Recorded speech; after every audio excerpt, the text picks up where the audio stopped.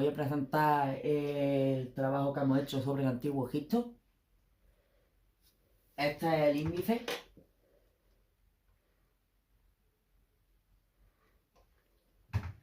Voy a introduciros el tema que vamos a ver. Principalmente vamos a ver las etapas más importantes del Antiguo Egipto, así como las características de las mismas, sus personajes más simbólicos. Y el objetivo de esta actividad se centra en que los niños aprendan algo más que historia europea, de España, que nos vayamos un poco a otros continentes y sobre todo a otros países. Bueno, yo en mi caso voy a hablar de la ubicación geográfica y de la delimitación de Egipto, que sería el único país que forma parte de nuestra delimitación del tiempo. Y bueno, pues aquí tendríamos un mapa de lo que sería el Egipto moderno, que es la nación que está en África y con una pequeña parte en Asia, y el Egipto antiguo, que sería este mapa de aquí, que es la región que abarca desde el delta del Nilo hasta la primera catarata de este mismo río, cerca de Asuán.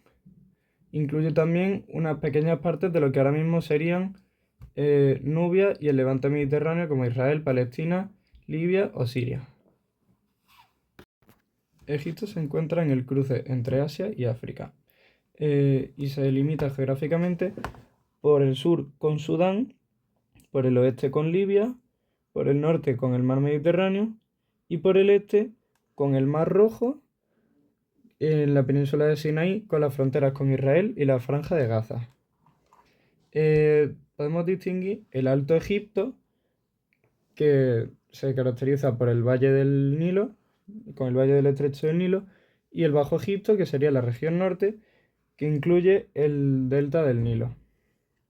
Además, también podemos distinguirlo por sus partes desérticas, que serían el desierto oriental, que está entre el Nilo y el Mar Rojo, y el desierto occidental, que sería el Sáhara, situado entre el Valle del Nilo y la frontera con Libia.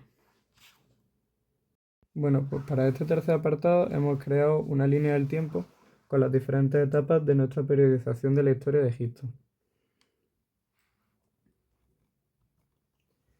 La primera etapa sería el periodo predinástico, que se caracteriza por la formación de pequeños reinos en Egipto.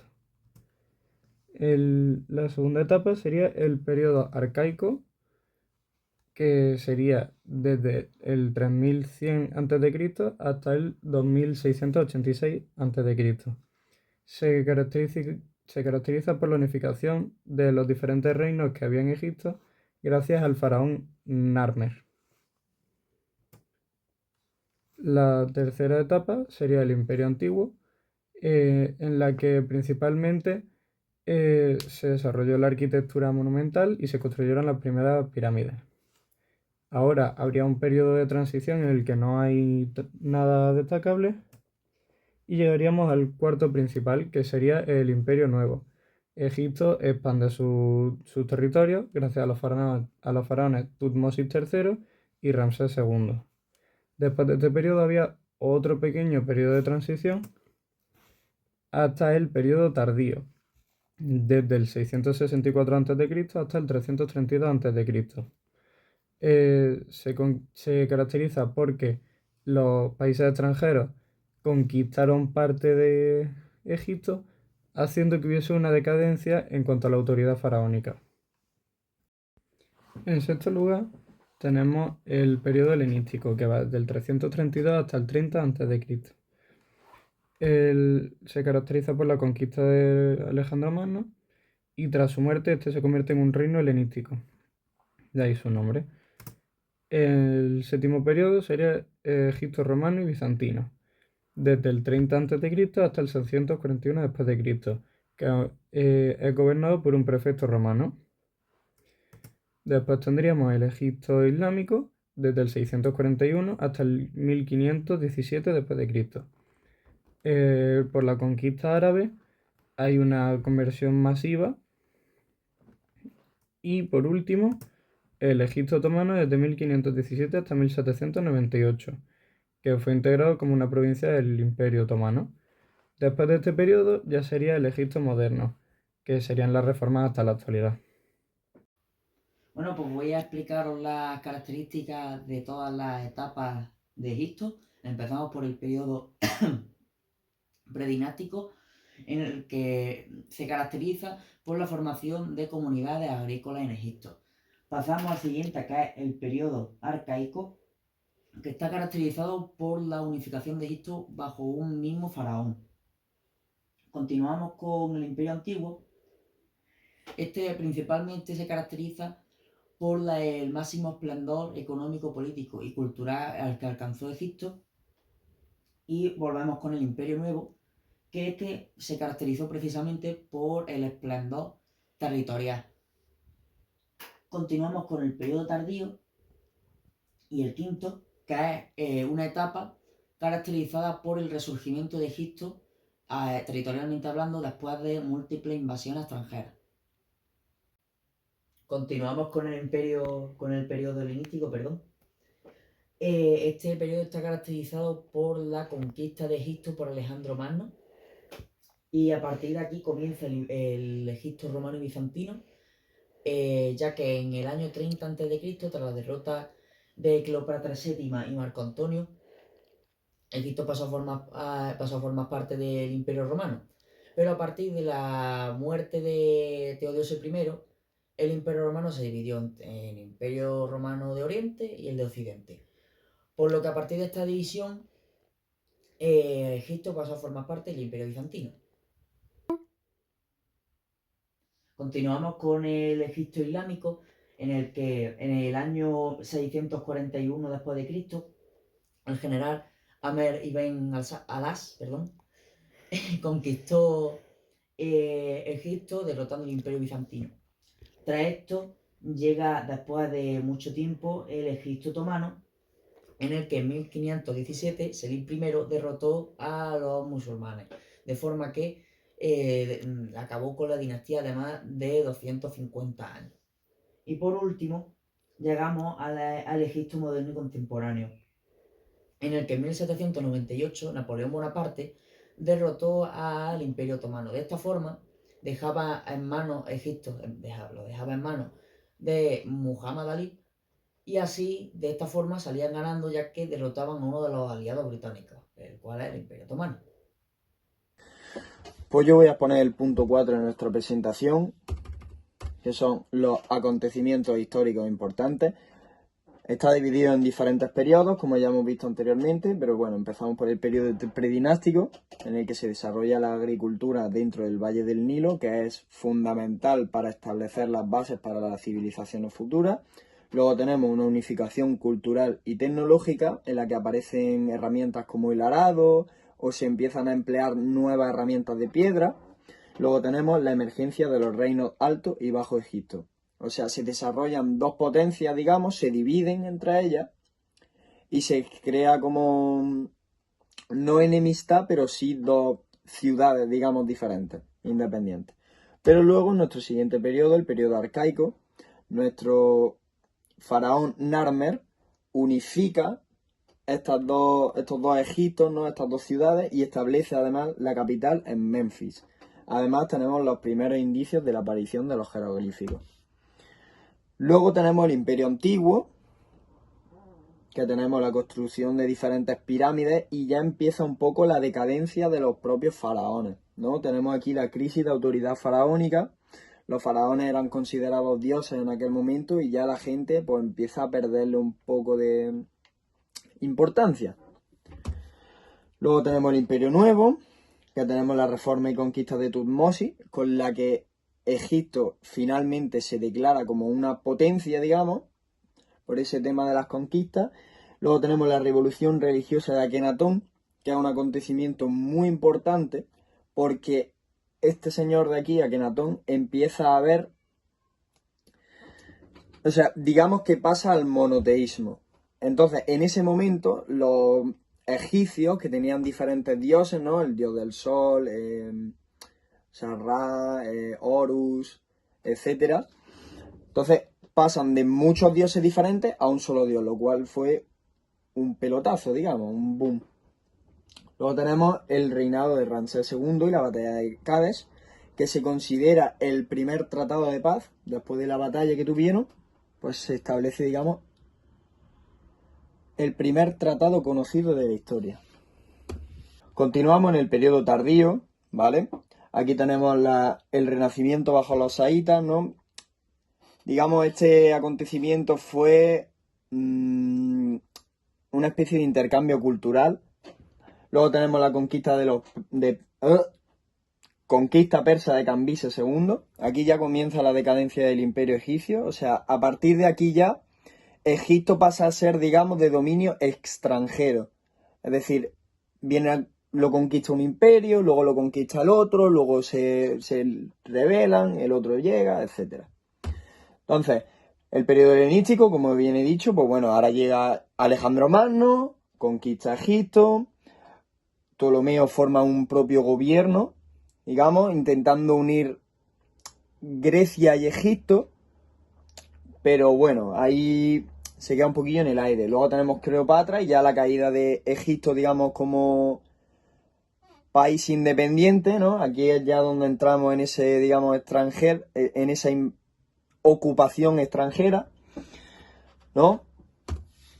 Luego tenemos el Egipto romano y bizantino, pues bueno, después de los romanos, de Carlomagno, de los persas, ya vienen los musulmanes, y los musulmanes establecen una capital, que es el Cairo, ¿vale?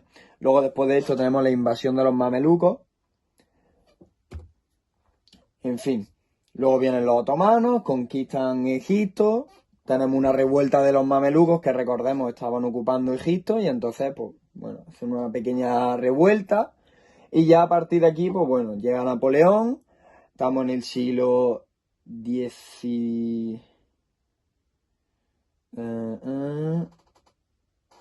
siglo XVIII, XIX. Pues eso, ya está Napoleón, o sea, el imperio napoleónico en su auge, ¿no? Todo el centro de Europa está ocupado. Ya en España se ha metido, ha conquistado España, bueno, un poquito después. Llega a España en el 1812, si no recuerdo mal, por ahí. Pero bueno, ya está comenzando su expansión, ¿no?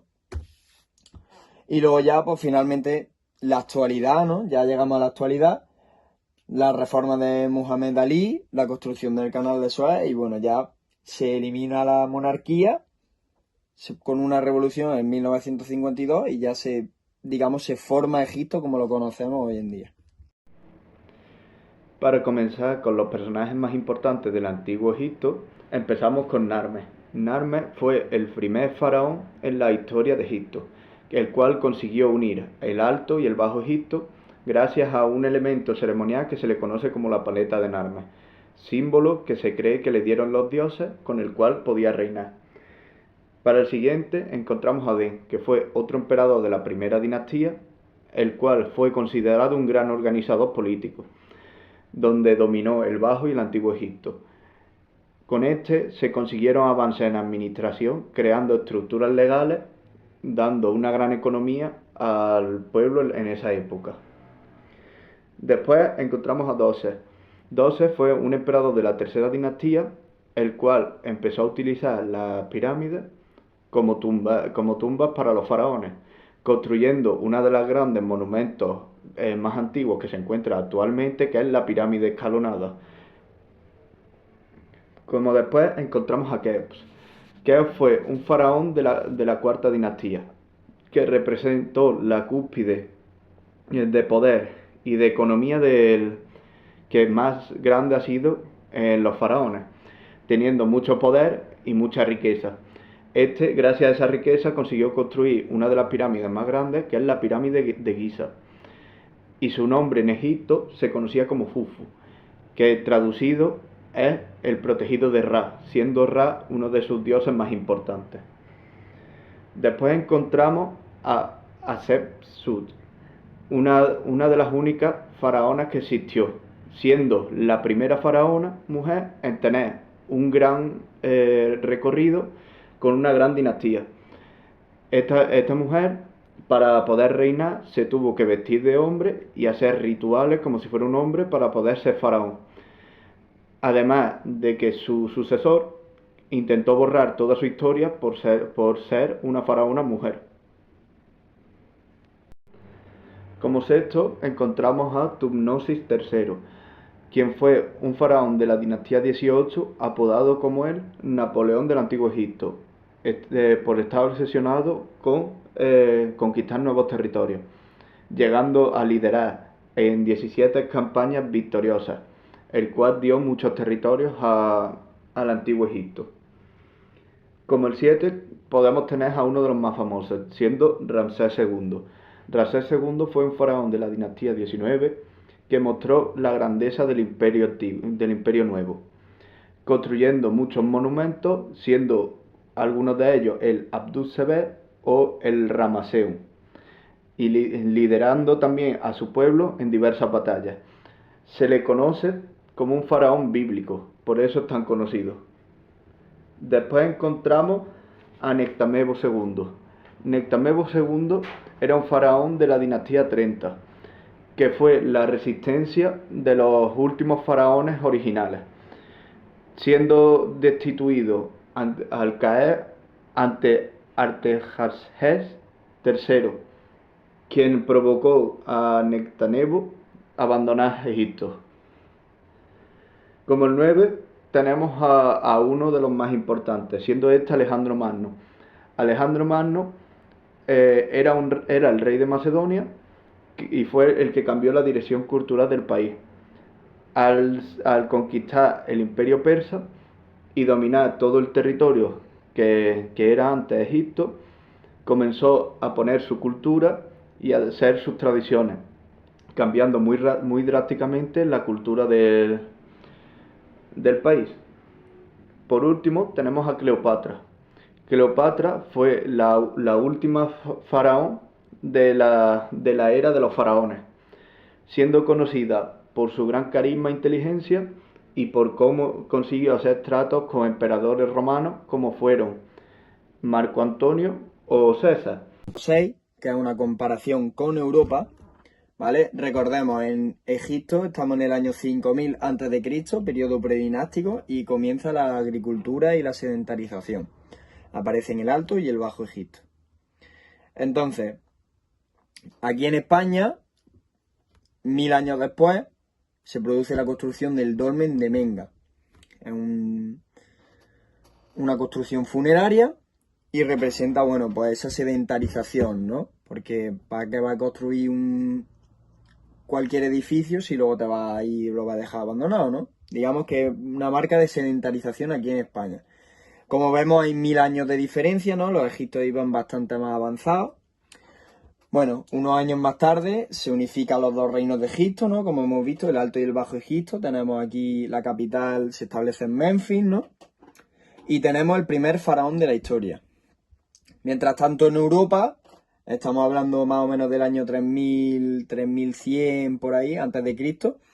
Y nada, en la isla británica se construye otro monumento así muy importante que es Stonehenge. Entonces, unos años después, 2000 años después, ya estamos casi llegando a después de Cristo. Bueno, aparecen las guerras médicas, ¿no? De los persas, que ya veremos que luego también invaden a los egipcios, ¿no? Y bueno, empieza a crecer el Imperio Romano, que acabará luego al final absorbiendo lo que es Egipto.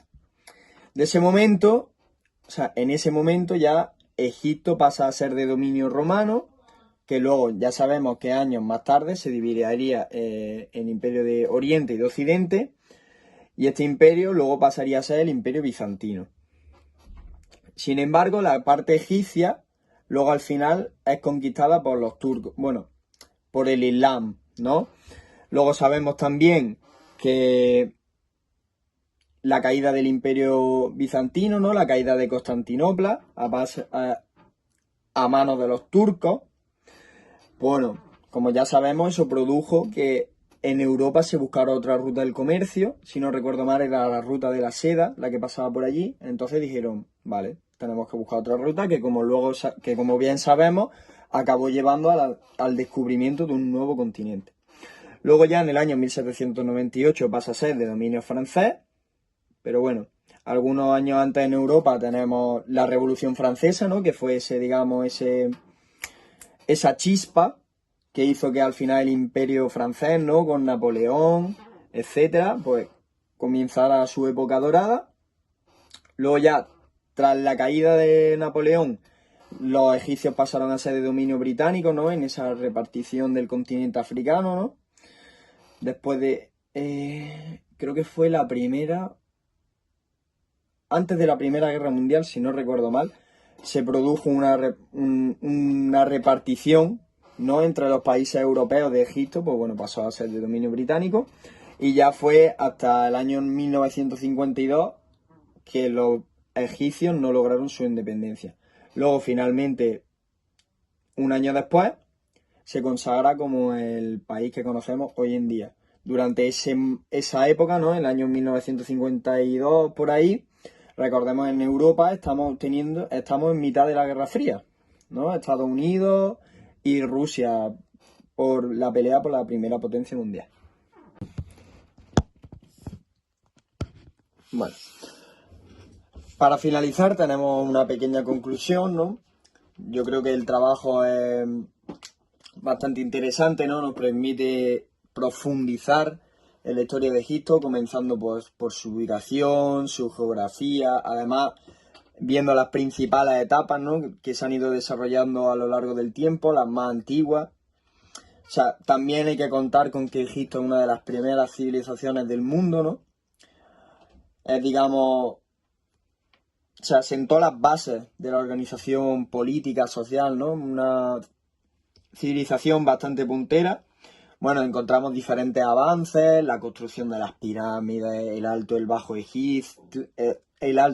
Egipcio, las distintas conquistas que ha ido sufriendo a lo largo de los años.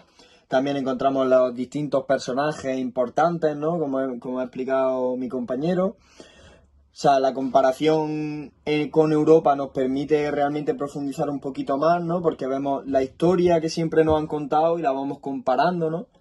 Con esta historia oculta, ¿no? Porque realmente nunca se nos ha enseñado, nunca se nos ha mostrado esta parte de la historia, ¿no? Entonces, yo creo que ha sido realmente interesante el tema de profundizar un poquito. Sí que es verdad que había algún problemilla a lo mejor a la hora de encontrar recursos, pero bueno, la verdad que me ha parecido un trabajo bastante interesante y la verdad recomendable.